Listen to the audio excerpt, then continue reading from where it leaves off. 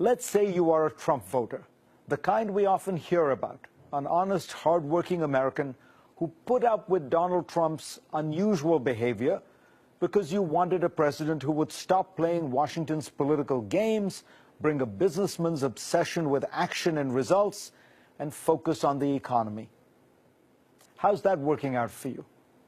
The first few weeks of the Trump administration have been an illustration of that line from the writer Alfred Montalbert: do not confuse motion with progress.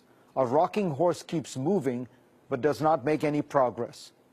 We are witnessing a rocking horse presidency in which everyone is jerking back and forth furiously, and yet there is no forward movement. Since winning the election, Donald Trump has dominated the news nearly every day.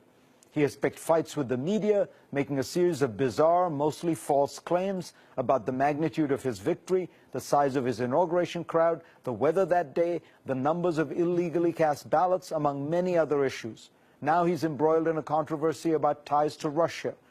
But in the midst of it all, what has he actually done? Hardly anything. This week, Trump said at a news conference, there's never been a presidency that's done so much in such a short period of time.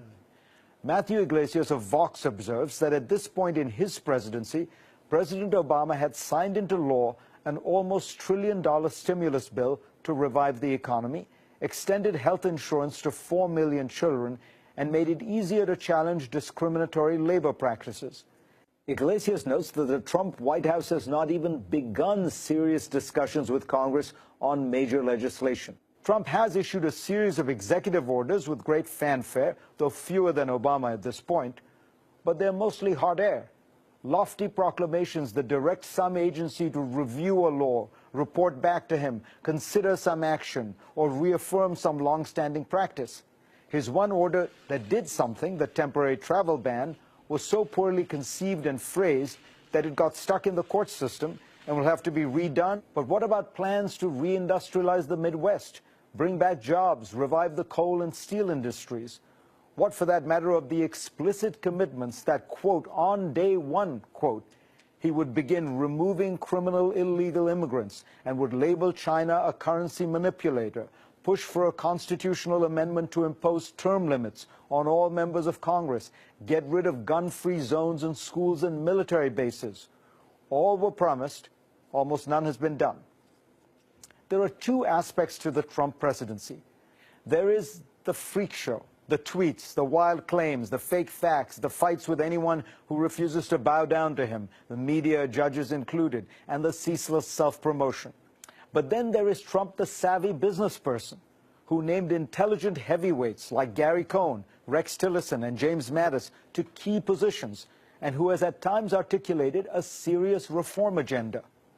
For many people, the bargain of the Trump presidency was that they would put up with the freak show in order to get tax reform, infrastructure projects, and wise deregulation.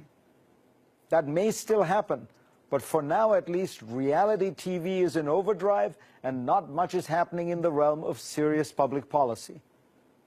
The Romans said that the way to keep people happy was to give them bread and circus, sustenance and entertainment.